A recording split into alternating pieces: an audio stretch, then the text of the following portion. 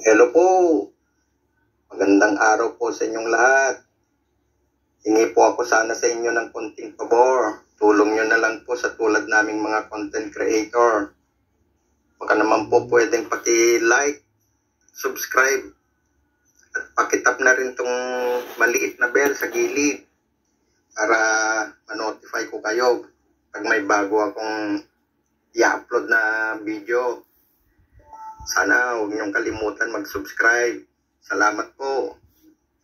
Sige, huwag na natin patagalin. Ito na, makinig at manood na po tayo.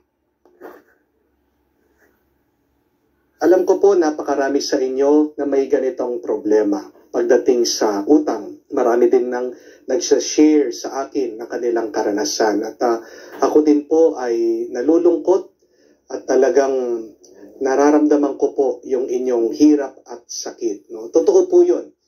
Yung mga iba, pag nagkukwento po sila, umiiyak dahil talagang napapahiya po sila. Binabastos na sila. At talagang hindi lang po sila, pati po yung kanilang pamilya, dinadamay na. Talagang pag maririnig niyo po yung mga sinasabi tungkol sa kanila para lang makapagbayad sila ng utang, talagang nayuyurakan na po yung kanilang pagkatao. So ang tanong, ano ang gagawin mo pag talagang tinatakot ka, binabastos ka na, niyuyurakan na ang iyong pagkatao dahil lang sinisingil ka sa iyong pagkautang? Una po, ito yung gusto kong tandaan niyo. Walang personalan. Kailangan niyo pong tandaan yan. Sabihin mo sa sarili mo, walang personalan. Huwag yung gagawing very personal itong sinasabi nila. Kasi kung kayo yung nandun sa lugar nung taong nagpautang sa inyo, gagawin nyo din po yun. Kasi sila, may kabuhayan din sila. Sila, pinagpaguran din nila yung pera na pinautang sa inyo. So, put yourself in the shoes of the one who gave you that money, no? Who borrowed you that money. Huwag kayong magdadamdam talaga ng husto, no? Kahit na alam ko napakasakit. Kasi kaya ginagawa po nila yon para lang mapilitan kayo na magbayad ng utang. Diba? Sabi ko nga, kahit naman ikaw yung nandun sa lugar ng tao, baka ganyan din yung gagawin mo. Ginagawa lang niya yan para mapagbayad ka niya ng utang. Kailangan mo tandaan at unawain na yung tao na nagpautang sa'yo, nangangailangan din ng pera yan. Kailangan din niya yung pera. Dahil hindi naman niya pinulot yung perang yun kahit saan. Alam ko ikaw, nangangailangan ka din ng pera. Pero ganyan din yung taong yun. So, kailangan mong unawain yon, kailangan mong intindihin para mawala yung sakit ng loob mo, para maibsan itong hirap, itong iyong pagdurusa. Unang-una, kailangan mong sanayin ang iyong sarili. Sabihin sa iyong sarili, walang personalan. Trabaho lang. Ganyan talaga. Dahil merong pera na involved. Dahil business yan. Negosyo yan. So, yun yung kailangan unang tandaan natin. Walang personalan. Put yourself in the place of that person who lent you money. Pangalawa po, be humble.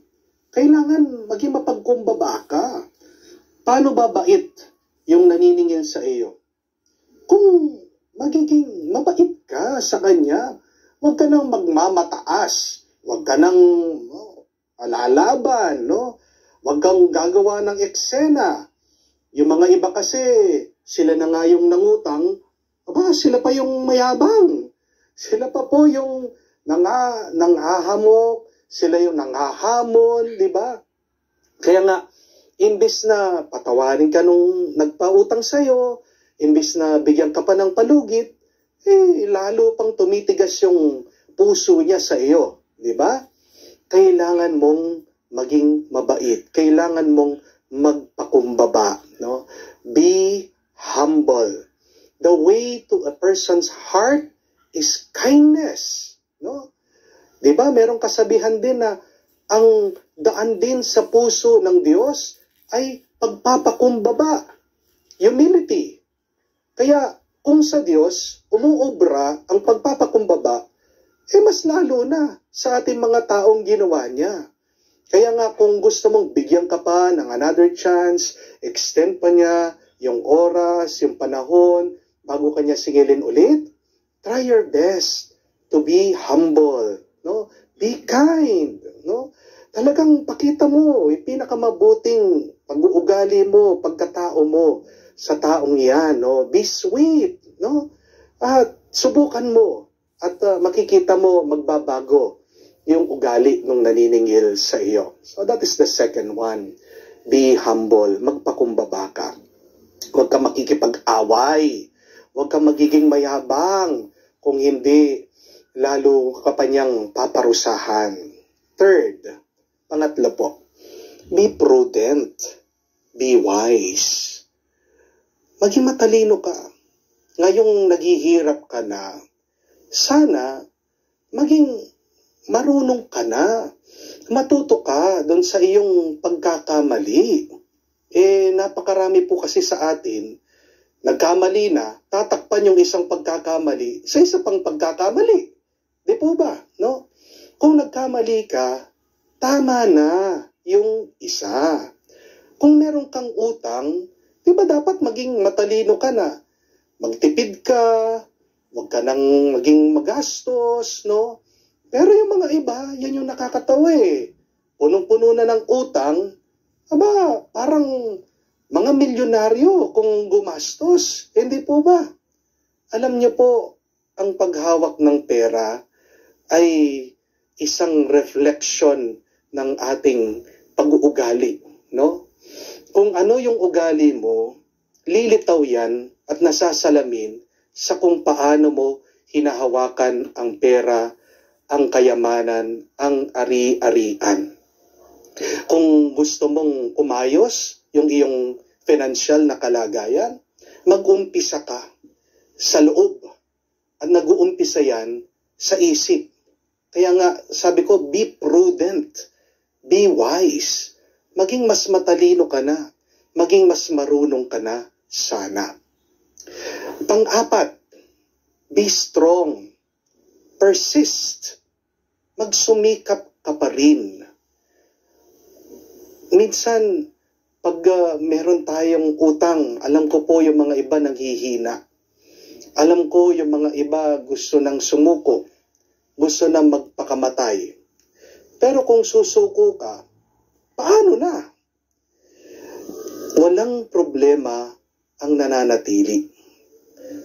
Ganyan din po pagdating sa utang. Ganyan din po pagdating sa pera.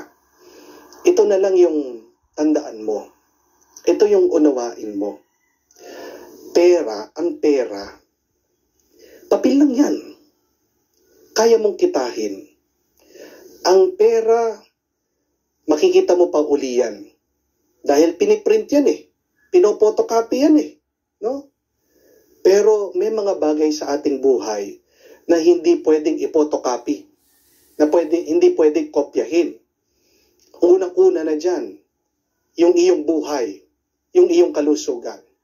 So, kung buhay ka pa, humihinga ka pa, nakakatayo ka pa, nakakahinga ka pa, nakakatingin ka pa, nauunat mo pa ang iyong kamay, no? Kung kaya mo pa magtrabaho, that in itself is a blessing. You have still a treasure, wealth given to you by God. Use that. So, be strong. Ano po ang pagkakaiba daw natin, tayong mga tao, sa mga hayop, no? Sa mga dinosaur? Bakit yung mga ibang hayop extinct na, namatay na? Dahil tayong mga tao, may katangian tayo na sets us apart. Naiiba tayo sa mga hayop, sa mga dinosaur. Ano yon? We can adjust. We can cope. No? Pag hindi ka na nakakapag-adjust, ibig sabihin, Hindi mo na kayang ibagay ang sarili. Hindi mo na kayang baguhin na yung sarili. Anong ibig sabihin nun? Patay ka na. So, habang buhay ka, may magagawa ka at pasalamatan mo yun sa Diyos. Be strong. Persist. Ibig sabihin, lumaban ka. Pagpatuloy mo lang ay iyong buhay. No? Kung hindi mo kayang bayaran yung malaki-malaking utang, anong kailangan mong gawin? Yun lang kaya mo. Yun lang kaya mo. Tandaan niyo po yan. Diba? May kasabihan, if you cannot fly, then run. If you cannot run, then walk. If you cannot walk, then crawl. No? Ibig sabihin, just move. Just continue. Dahil may mangyayari sa iyo kung pagpapatuloy mo ang iyong buhay. Basta't magpakatatag ka. Pero panglima, kailangan nating kumapit sa Diyos. Depend on the Lord. Saan magmumula yung karunungan? Saan magmumula yung lakas? Kung hindi sa Diyos. Hindi po ba? Kung magtitiwala tayo, maniniwala tayo, pagkakaloob ng Diyos, mararamdaman mo yan, nandyan na sa iyong kalooban, gigisingin yan ng Diyos. No? At yan ang pagmumulan ng iyong lakas, diyan ka mag-uumpisa muli, yan ang gagamitin mo para lumaban, magpatuloy sa gitna ng iyong problema, sa iyong sakit at pagdurusa. So, draw strength from God. Draw wisdom from God. Believe that God will help you. No? Huwag mong uunahan ang problema. Di ba sabi ni Jesus, no? In a problem is today. Yung ngayon muna. No? So mag-focus ka sa ngayon. Huwag ka munang mag-iisip tungkol dun sa bukas. Yung kaya mo lang gawin ngayon. Ngayon muna ang bigyan mo ng pansin at ng tuon. At pang-anim, kahuli-hulian, ito po ang hamon ko sa inyo. Sa inyo pong mga may utang. At sa tingin ko po, mapapataas ang inyong kilay dito sa aking payo sa inyo. No? Ano ang hamon ko sa inyo? Anong habilin ko sa inyo? Kahit na may utang kayo, kahit na lubog ka na sa napakaraming utang, tandaan niyo po ito. Be charitable. Give. Father, paano po yun? Wala na akong pera. Paano pa akong magbibigay? Hindi lang naman po pera ang pwede mong ibigay. Tandaan niyo po yan. Pwede ka magbigay ng oras. Pwede ka magbigay ng iyong talento. Bakit? Ito po yung panghuling payo ko. Kahit na wala kang pera. Kasi nagkakaroon ng milagro sa iyong buhay pag nagbibigay ka. Bibigyan ka ng Diyos kung nakikita ng Diyos na ikaw ay mapagbigay na tao. Amen? No? God helps those people who help themselves. God helps also people who help others. Pag nakita ng Diyos, ang taong ito mabait, ang taong ito mapagmahal, ang taong ito kamukha ko, nagbibigay ng kanyang sarili sa iba, aba, bebendisyonan ka na ng Diyos. Do not underestimate the miracle of giving. I tell you, there is a great miracle in giving. Do you want to have an abundant life? Gusto mo ba ng isang buhay na puno? Start giving. No? And there are a lot of people who would attest, magpapatotoo po sa inyo, no? Na sa kanilang pagbibigay, doon nag-umpisa na umapaw ang grasya sa kanilang buhay. Bakit kaya hanggang ngayon lubog ka sa utang? Kasi baka nakalimutan mo ng magbigay. So, do not stop giving. Even if you're financially broke, and poor. Dahil sabi ko nga, hindi lang po pera ang pwede nating ibigay. Diba? Palagi ko din po sinasabi sa inyo, you receive who you are. Makakatanggap ka kung sino ka. So, kung ano ka ngayon, yan yung tatanggapin. Kung galit ka, anong matatanggap mo? Galit. Kung takot ka, anong matatanggap mo? Takot. Pangamba. But if you give, if you are kind, what will you receive? No? Other people will also give to you. Other people will also be generous to you. So, yan ay isang mahalagang turo din. Habilin, payo ko po sa inyo. Try it. Subukan niyo po. No? In your own little way, dun sa makakaya mo. Sinong pwede mong tulungan ngayon? Kahit na nahihirapan ka, kahit na wala kang pera, subukan mo araw-araw sa maliit at dun sa paraan na kaya mo. And I tell you, makikita mo, babangon ka muli. Aangat ang iyong pamumuhay. Aasenso ka. Lahat ng utang na yan, mababayaran. So, hope for the best. Pray always. Lumabang ka. Walang imposible sa Diyos. Sa lahat po ng may utang diyan, alam ko yung nararamdaman nyo. Dahil kami din po, no? Dahil kami din po ay dumaan sa utang. So sa lahat po ng may utang diyan, ng may malalim na problema, I am praying for you, and I hope that one day you will be free, you will be at peace, you will be happy through God's help. Amen?